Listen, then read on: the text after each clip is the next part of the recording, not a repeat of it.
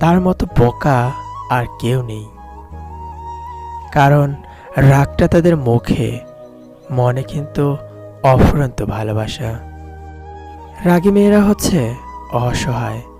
এরা ন্যাকামি করতে পারে না বলে জীবনের বেশিরভাগ সময় একা একা কাটিয়ে দেয়।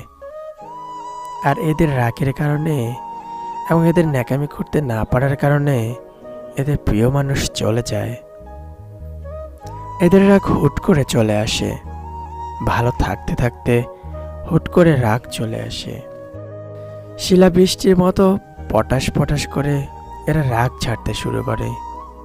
তবে কিছুক্ষণ পরে আবার এরা ঠান্ডা হয়ে যায়, খুব ঠান্ডা।